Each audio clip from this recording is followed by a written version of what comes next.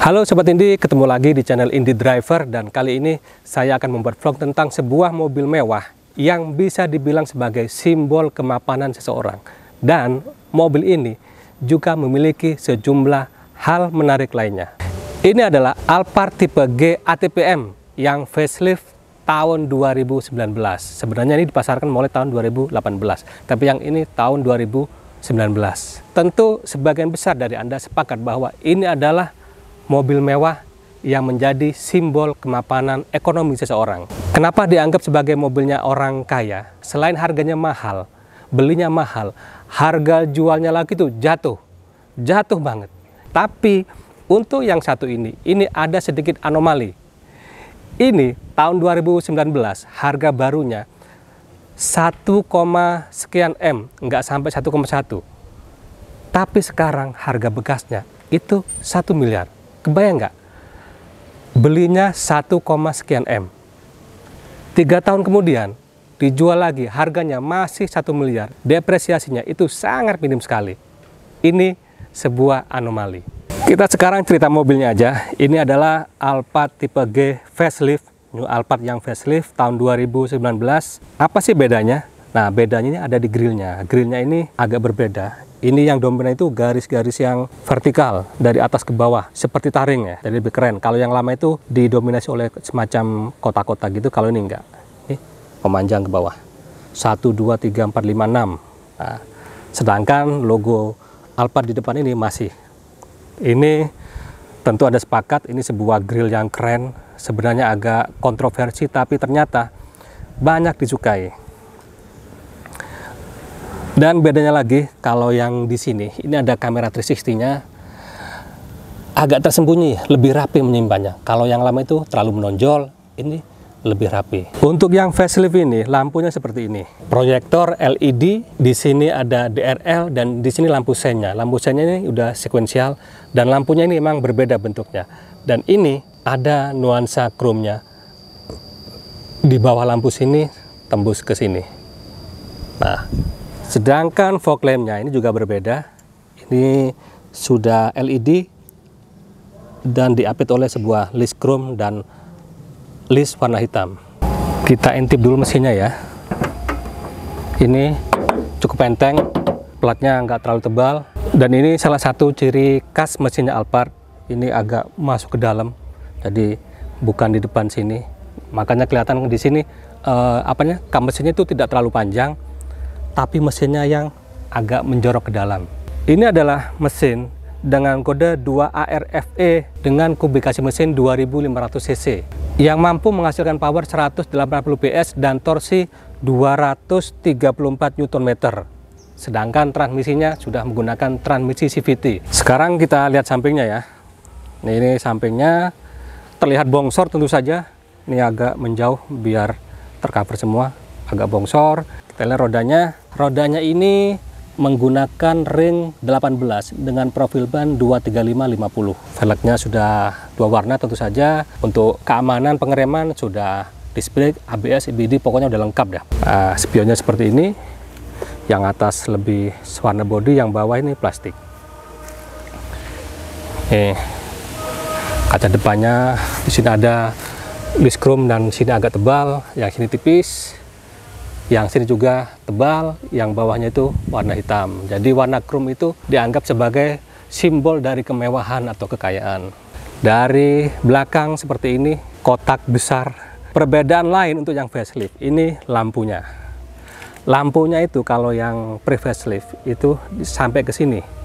Sedangkan list ini, yang warna chrome ini kotak seperti ini. Nah, kalau yang facelift memanjang seperti ini. Agak memakan space dari lampunya seperti tanduk. Kaca belakang tentu saja ada defogger, ada spoiler, ada lampu high mount stop lamp. Dan ini sudah power back door.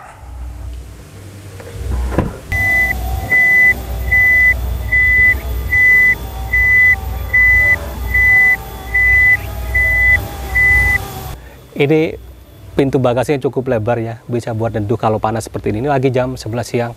Ruang bagasinya ini cukup lebar, bisa menampung barang-barang bawaan yang cukup banyak, jadi nggak perlu khawatir lah. Ya namanya mobil keluarga, MPV mewah, jadi pasti daya tampungnya luar biasa. Tapi misalkan ruang bagasinya kurang luas, Anda bawa barang yang lebih banyak, sedangkan penumpangnya hanya 4 orang maksimal.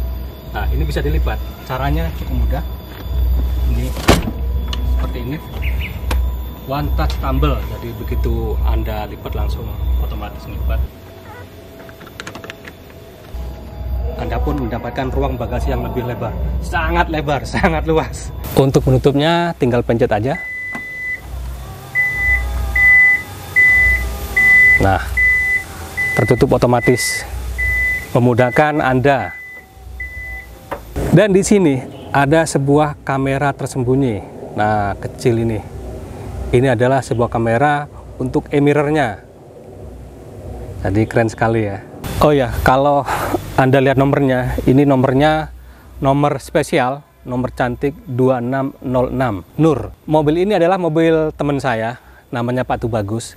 Ini kado buat istrinya, namanya Ibu Nur. Mereka itu menikah pada tanggal 27 Juni, 26 tahun yang lalu. Dan hadiahnya istimewa. 2606 ini adalah tahun ulang tahun pernikahan mereka pada bulan Juni. Jadi begitu sobat ini, kalau Anda ingin memberikan hadiah istimewa bagi istri Anda, ingin menyenangkan, membahagiakan istri Anda, salah satu caranya adalah berilah sebuah kado istimewa, misalkan seperti mobil Alphard ini. Dan insya Allah keluarga Anda akan rukun, bahagia selamanya. Saya doakan Anda bisa mewujudkan impian Anda tersebut. Keistimewaan mobil ini adalah ada pada jok keduanya yang sangat nyaman. Jadi kita langsung aja ke jok kedua. Power sliding door. Udah masuk aja. Tutupnya gampang. Sliding door juga. Nah, MPV Premium itu memiliki kabin tengah yang sangat nyaman, sangat mewah, dan biasanya serba otomatis. Intinya memanjakan Anda. Dan ini ada sun shield-nya dalam kondisi panas di luar. Bisa tutup mataharinya. Sama-sama. Kalau masih kurang gelap, benar-benar pengen gelap, ada tirainya. Jadi kalau yang nggak suka sunsil pakai tirai, kalau nggak suka tirai pakai sunsil. Kembali ke joknya, ini jok yang sangat nyaman. Ini mereka menyebutnya pilot seat. Jadi kursi pilot, emang ini sangat nyaman sekali. Ini untuk merembakannya, untuk recliningnya ini tinggal pencet aja.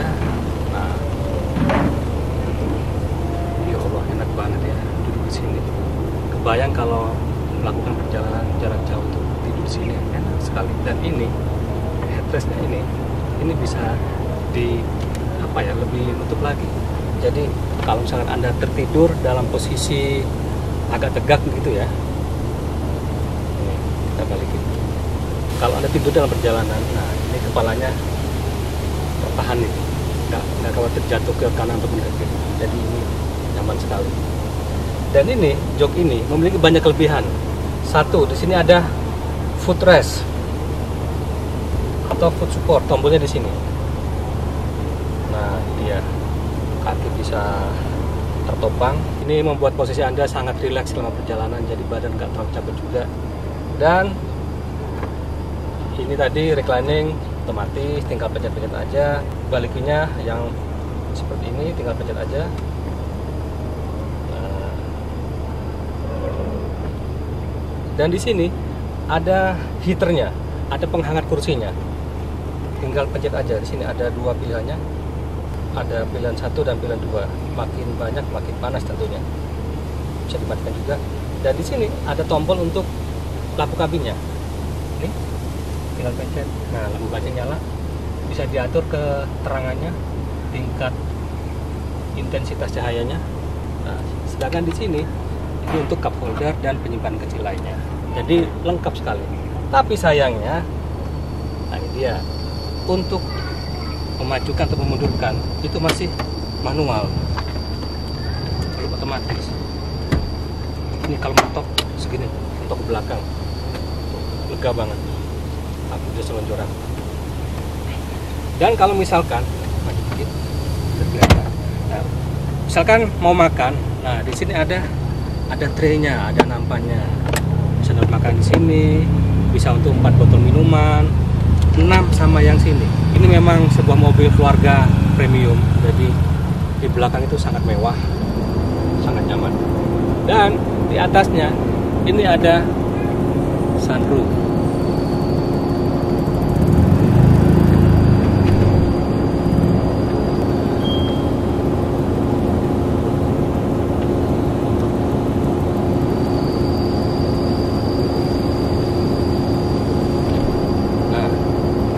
Jadi di belakang lebih terang, terlihat lebih luas.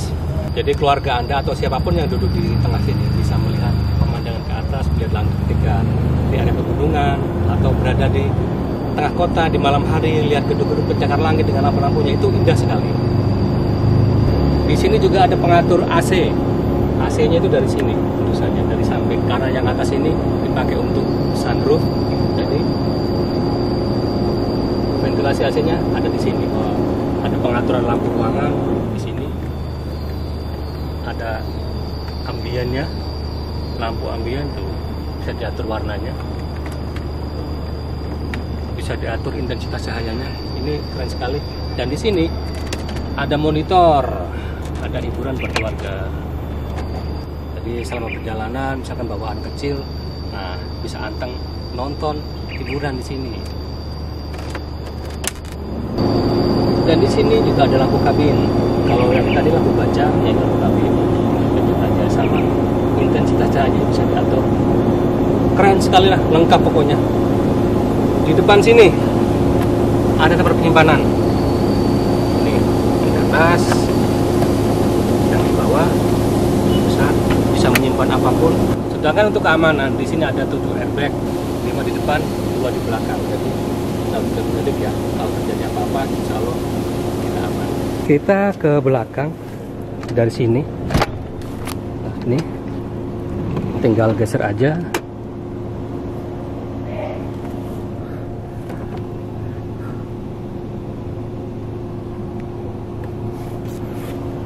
Nah, kita bisa masuk dari sini atau dari sini tadi. Tapi yang ini agak sempit kalau dari tengah sini. Duduk di belakang tentu saja ini masih sangat nyaman, joknya nyaman, dan legroom pun juga cukup luas tentunya. Dan di belakang ini juga ada bagian ventilasi AC, jadi nggak khawatir kepanasan. Intinya semua penumpang di mobil ini akan nyaman, akan dimanjakan. Di kanan ada 2 cup holder, yang kiri ada 1. Ada penyebab kecil lainnya. Nah, sekarang kita masuk ke kabin depannya. Ini ada pegangannya, memudahkan kalau naik. Di belakang juga ada. Wah, kalau itu tuh blek, mantap sekali. Aduh, ini geras sekali ya. Kita nyalain aja. Nah, ini joknya ini otomatis. Kalau kita baru masuk, itu joknya mundur ke belakang untuk memudahkan kita naik. Tapi begitu kita nyalain mesinnya, langsung dia maju. Majunya ya tentu harus masih diatur lagi. Dan ini joknya elektrik, di kanan dan kiri ini elektrik. Maju mundur, ketinggian, kemiringannya, reclining, ini otomatis semuanya, elektrik semuanya. Jadi semakin memudahkan kita untuk mendapatkan posisi berkendara yang nyaman. Nah, karena ngomong soal posisi berkendara, nah kita setirnya ini sudah teleskopik dan styling-nya. Kalau masuk ke kabin depan ini, tentu saja akan langsung berasa bahwa ini adalah sebuah MPV mewah. Jadi misalkan dashboard ini tentu saja sudah empuk, bagus sekali, materialnya bagus. Kita cerita setir dulu. Setirnya ini tadi udah tilt teleskopik. Ini yang sini berbahan kayu, dilapis kayu, yang sini kulit. Di sini ada pengatur cluster meter di sini. Yang kiri terhubung dengan head unit.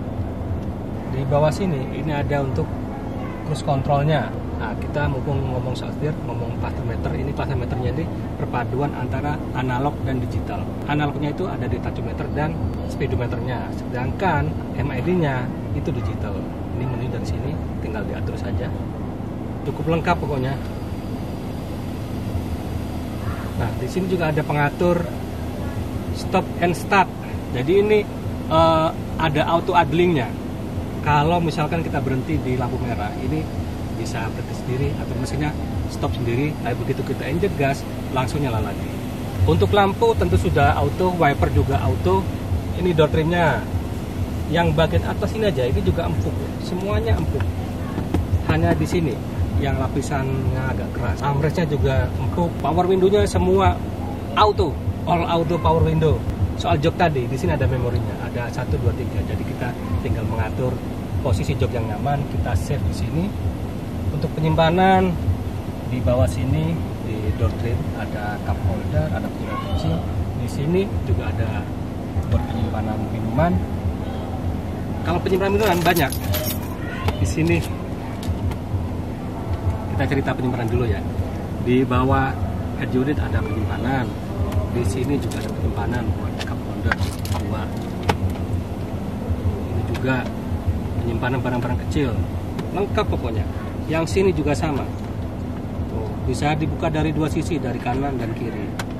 Masing-masing bisa punya akses untuk membukanya. Di sini glove box-nya tentu sudah soft opening.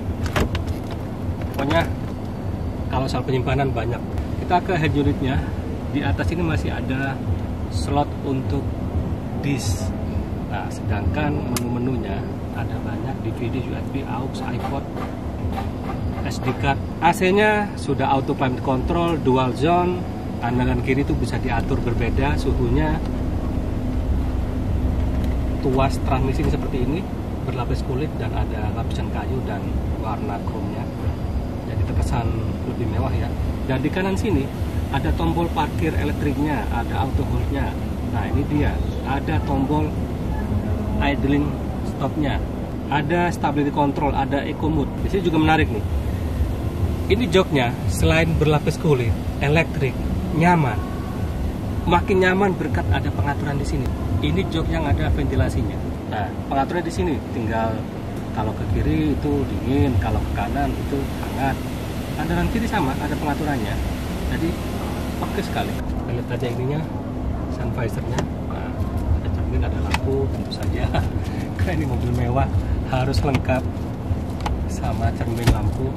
Nah, ini pengaturan di sini cukup banyak. Ada di dulu penyimpanan di sini, bisa untuk kacamata dan barang-barang lainnya. Di sini untuk membuka dan menutup pintu sliding door di belakang. Ada untuk power back door di belakang. Nah, ini ada untuk membuka dan menutup sunroof yang di tengah tadi. Tinggal pijat-pijat saja. Dengan sunroof yang sini. Nah, ini manual. Bismillahirrahmanirrahim. Kita sekarang jalan saja untuk merasakan seperti apa impresi mengendarai mobil mewah seharga 1 miliar ini. Kalau posisi berkendaranya itu nyaman sekali ya. Di depan itu nyaman, walaupun sebenarnya mobil ini lebih ke passenger oriented, bukan ke driver oriented. Tapi berkendara pun, menyetir pun itu tetap nyaman. Joknya nyaman, setirnya bisa diatur, pokoknya nyaman deh. Nah, ini lewat posisi tidur. Sebagai sebuah MPV yang berukuran besar, tentu suspensinya dibikin apa ya, bisa mengakomodir semuanya. Artinya begini, sebagai sebuah MPV nggak boleh keras, tapi sebagai sebuah mobil yang ukurannya besar nggak boleh lembut juga karena akan limbung. Nah, ini gabungan di antara keduanya. Ya, sedikit empuk, sedikit agak keras. Nah, ini saya di tengah kepadatan lalu lintas. Untuk visibility, saya cerita dulu soal visibility. Untuk visibility mobil ini bagus. Ke depan itu cukup luas pandangannya karena windshieldnya besar, dan ke samping kanan dan kiri spionnya besar, jadi cukup terpantau lah. Apalagi ini ada fitur blind spot monitoringnya atau blind spot warningnya. Jadi kalau ada kendaraan di area blind spot, maka itu akan terpantau. Setiap saya membuat review mobil, khususnya mobil bekas ya, banyak yang bertanya konsumsi BBM-nya berapa, pajaknya berapa. Sebenarnya dua hal itu, kalau Anda beli mobil ini, dua hal itu bukan masalah. Mau pajaknya besar, mau konsumsi BBM-nya boros, nggak peduli, Anda punya duit, itu bukan masalah. Tapi saya jelaskan aja, untuk dalam kota, dalam kondisi kemacetan seperti ini, tentu sangat boros ya. Ini bisa antara 6 bahkan atau 8 km per liter kalau jalannya agak lancar. Kenapa? Karena mobil ini besar ukurannya, bobotnya berat. Ini saya coba pindah haluan sekaligus menunjukkan. Nah, ini dia. Walaupun ukurannya besar, tapi masih cukup mudah lah untuk pindah haluan ataupun bermanuver. Sedangkan untuk dalam kota itu lebih bagus lagi, di kisaran 10 sampai 12 km per liternya. Tentu itu sebuah angka yang tidak bagus ya untuk konsumsi BBM. Lalu pajaknya berapa? Pajaknya 15 juta rupiah per tahunnya. Namun harga yang mahal, pajak yang mahal, BBM yang boros itu terbayarkan kalau Anda tipikal orang yang satu tentu punya duit ya. Yang kedua, memanjakan keluarga. Mobil ini sangat nyaman bagi keluarga. Ini sangat lapang, sangat lega, sangat nyaman, sangat mewah. Pokoknya oke banget deh. Lalu bagaimana untuk performa mobil ini sebagai sebuah luxury MPV yang berukuran besar? Tentu saja performa bukan yang utama dari mobil ini. Yang utama adalah kenyamanan membawa keluarga. Tapi mobil ini powernya cukup besar, 180 PS seperti yang saya bilang tadi. Itu cukup, lebih dari cukup bahkan untuk menggendong mobil sebesar ini. Jadi kalaupun Anda mau buru-buru, mau agak ngebut, ya masih oke saja. Dan satu hal lagi, saya belum cerita tadi ketika mereview dari interiornya, dan memang sengaja saya simpan. Ini tadi saya cerita ada kamera tersembunyi di belakang. Itu adalah kamera untuk e-mirror. Ini e-mirrornya. Nah, ini keren sekali nih. Cara menghidupkannya tinggal ini aja, di switch. Nah, atas bawahnya tuh langsung ada tampilan kamera di belakang tuh. Nah, ini keren sekali. Dan ini settingannya ada beberapa settingan di sini. Untuk kegedepan kabin, bagaimana? Kegedepan kabin ini cukup bagus. Suara-suara tuh, ada motor lewat, nyaris tidak terdengar. Ini kita bandingin ya. Kita buka. Ini dalam kondisi kaca dibuka. Noise-nya seperti ini. Dan ini kalau ditutup langsung senyap, langsung sunyi, tenang sekali. Jadi sangat nyaman untuk digunakan membawa keluarga.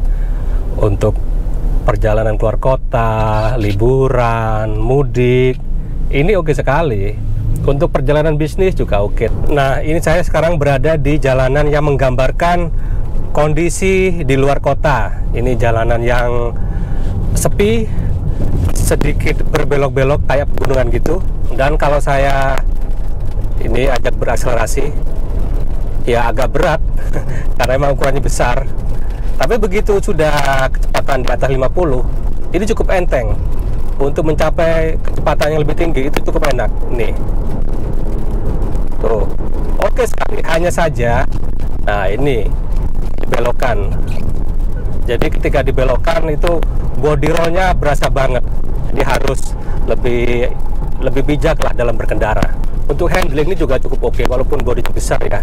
Ini dibelokkan itu, dikendalikan itu masih cukup mudah.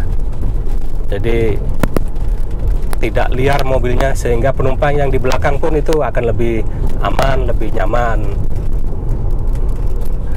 Dan demikian saja Sobat Indi, vlog saya kali ini tentang Toyota Alphard 2,5 tipe G facelift tahun 2019. Jika ada pertanyaan dan komentar, silahkan tulis di kolom komentar. Dan satu lagi, bagi Anda yang belum subscribe, ayo subscribe agar channel Indie Driver ini semakin berkembang, menghasilkan konten yang lebih berkualitas, informasi, dan tetap independen. Terima kasih, sampai ketemu di vlog selanjutnya.